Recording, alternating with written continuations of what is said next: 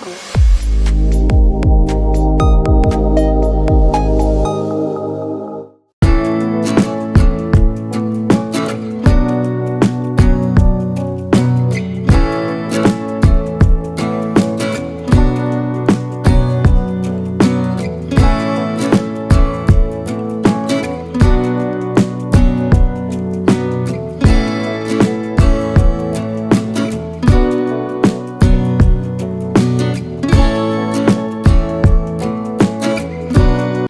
അപ്പോൾ എല്ലാവർക്കും നമ്മൾ അടുത്ത വീഡിയോയിലേക്ക് വെൽക്കം. അപ്പോൾ ഇപ്പം നമ്മളുള്ളത് ഡൺലൂസ് കാസലിൻ്റെ ഫ്രണ്ടിലാണ് കേട്ടോ. അപ്പോൾ ഇവിടെ എൻട്രി ഫീസ് എന്ന് പറഞ്ഞിട്ടുണ്ടെങ്കിൽ അഡൾട്ടിന് €6 ആണ്. നമുക്ക് അവിടെ നിന്നും അതിൻ്റെ നല്ലൊരു വ്യൂ കാണാം. പിന്നെ അവിടെ ചെറുതായിട്ട് നമുക്ക് താഴേക്ക് ഇറങ്ങാമായിരുന്നു, പക്ഷേ അതിപ്പം പാറയൊക്കെ ഇടിഞ്ഞ് വീഴുന്നുണ്ട്. ആ ഗേറ്റ് ക്ലോസ് ആയേക്കുവാണ് കേട്ടോ. നല്ലൊരു വ്യൂ ആണ്. ഒരു ടൗൺ ഉണ്ട് ഇതിനോട് മാറി, പക്ഷേ ഇതിപ്പം ഫുള്ളിങ്ങനെ കടലിലാട്ട് ചുറ്റപ്പെട്ട് കിടക്കുന്ന ഒരു കാസലാണ് കേട്ടോ. നമുക്കത് കണ്ടിട്ട് വരാം.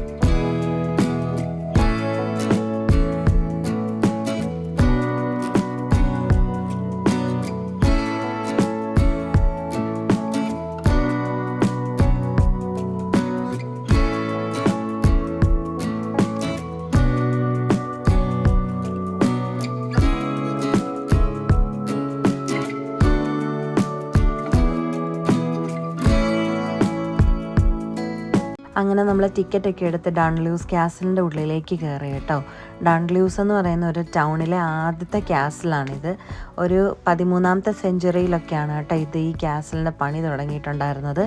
അങ്ങനെ പിന്നെ ഓരോരുത്തരുടെ കൈമാറി ഏറ്റവും ലാസ്റ്റ് മാക്ഡൊണാൾഡ് എന്ന് പറയുന്ന ഒരാളുടെ കൈവശമായിരുന്നു ഈ കാസലുണ്ടായിരുന്നത്.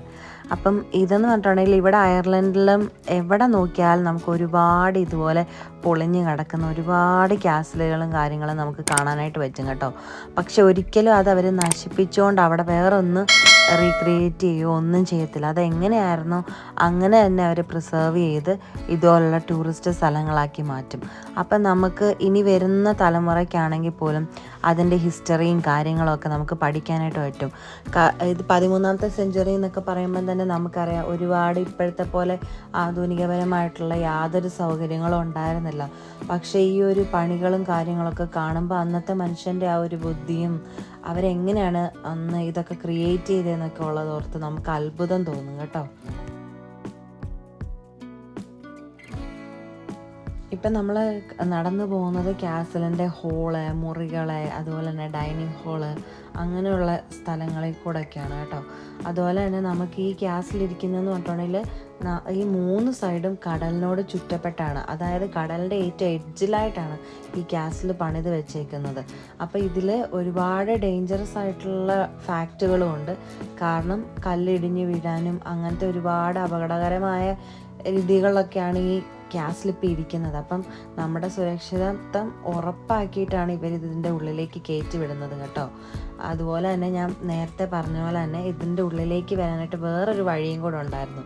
പക്ഷേ കല്ലൊക്കെ ഇടിഞ്ഞ് വീഴുന്നത് മൂലം ആ റോഡ് അതവർ ക്ലോസ് ചെയ്തേക്കുക, അല്ലെങ്കിൽ പിന്നെ നമുക്ക് ക്യാസിലിൻ്റെ ഉള്ളിൽ കൂടെ വരാനായിട്ട് പറ്റുമായിരുന്നു. അതിപ്പം നമ്മൾ ഈ ഒരു ബ്രിഡ്ജ് കയറി ഇറങ്ങുമ്പോഴത്തേക്ക് നമ്മുടെ റൈറ്റ് സൈഡ് നമുക്ക് കാണാനായിട്ട് പറ്റും ആ സ്റ്റെപ്പും കാര്യങ്ങളൊക്കെ പണിത് വെച്ചേക്കുന്നത്.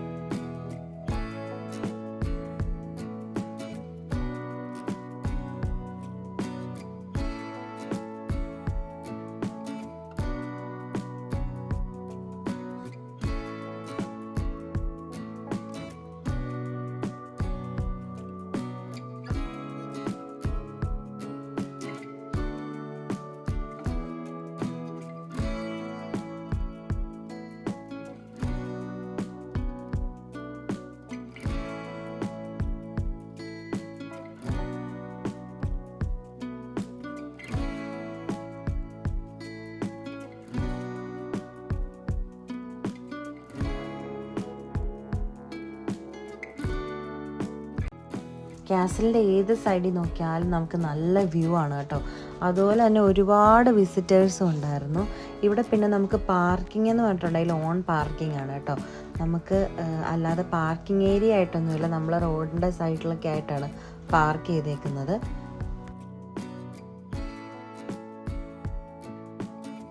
അപ്പം ഞങ്ങൾ ഡൺലൂസ് ക്യാസിൽ കാണാൻ പോയപ്പോൾ നമ്മുടെ ചാനലൊക്കെ കാണുന്ന കുറച്ച് ഫാൻസൊക്കെ ഉണ്ടായിരുന്നു കേട്ടോ. അവർ നമ്മുടെ അക്കരെ നിന്ന് നമ്മളെ മനസ്സിലാക്കി നമുക്ക് ടാറ്റയൊക്കെ തരുമായിരുന്നു. അപ്പം നമുക്കിനി ക്യാസിലിൻ്റെ ബാക്കി ഭാഗങ്ങളൊക്കെ ഒന്ന് കണ്ടിട്ട് വരാം.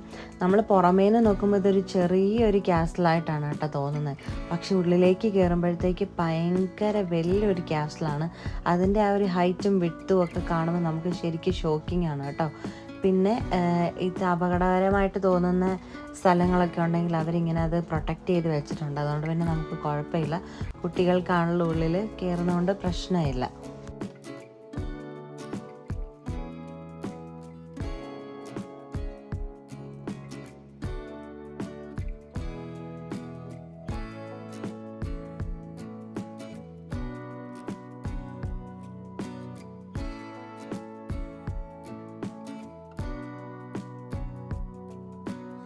നമ്മൾ ഈ ഫോട്ടോയിൽ കാണുന്ന ഏരിയയാണ് കേട്ടോ നമ്മളിപ്പം നിൽക്കുന്നത്.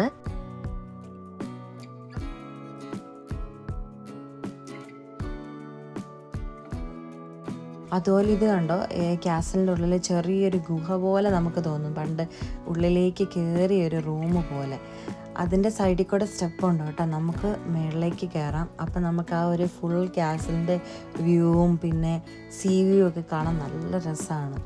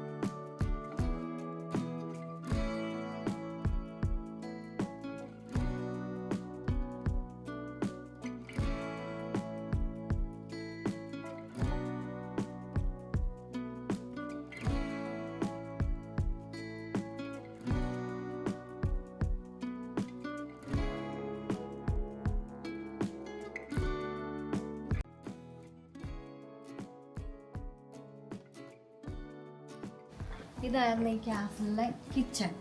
അതിനകത്തെ അവൻ ഇരിക്കുന്നുണ്ടോ, ഇതാണ് പണ്ടത്തെ അവൻ. അവര് എല്ലാ കാര്യങ്ങളും ബേക്ക് ചെയ്തിട്ടുണ്ട്. പിന്നെ ഇതെന്തായിരുന്നു,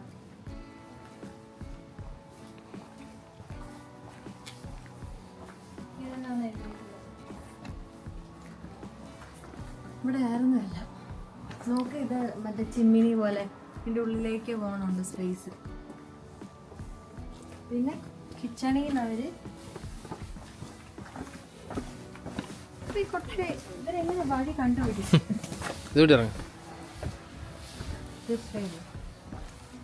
ഓക്കെ,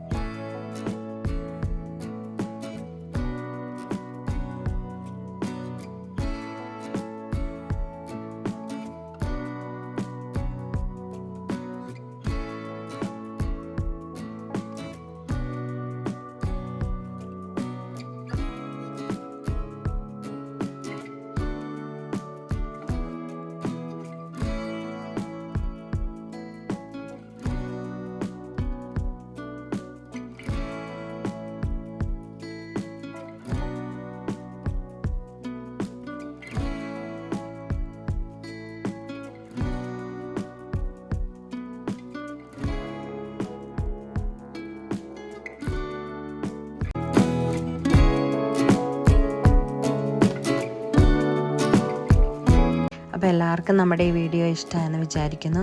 അടുത്ത വീഡിയോയിൽ കാണുന്നത് വരെ ബായ്.